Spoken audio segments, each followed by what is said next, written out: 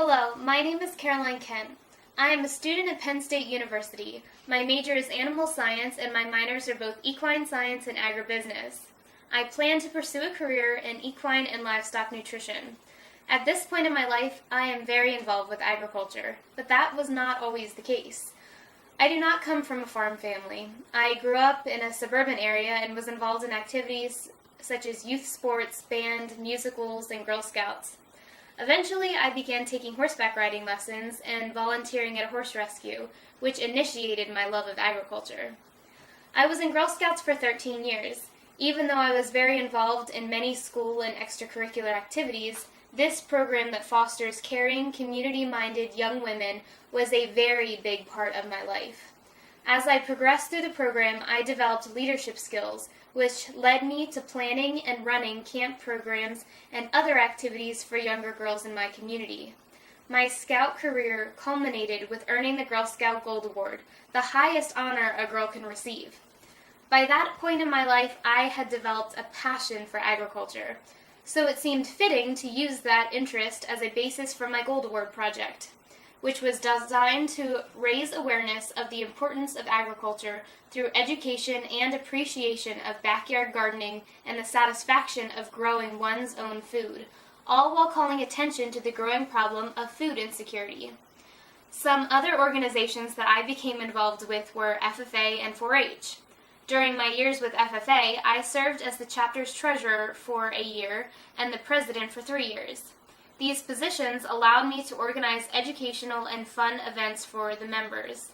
My FFA was not very active at first, but I was happy to see that by my senior year, everyone was participating in competitions, doing community service projects, and started having yearly awards banquets.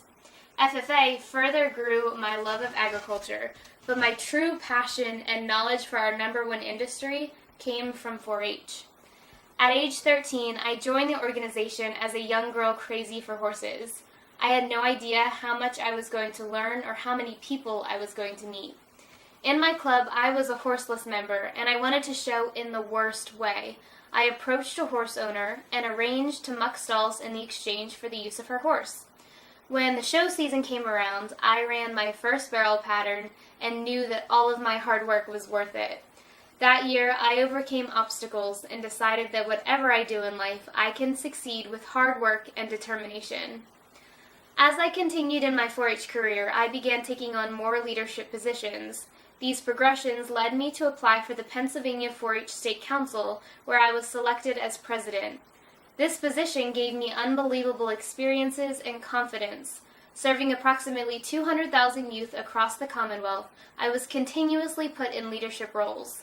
Not many 18-year-olds could say they met with the past and present governor or that they emceed the opening ceremonies of the largest indoor agricultural exposition in the nation, but I could because of 4-H. I represented Pennsylvania at the National 4-H Conference in Washington, D.C., and presented focus group results to a committee from the United States Department of Agriculture.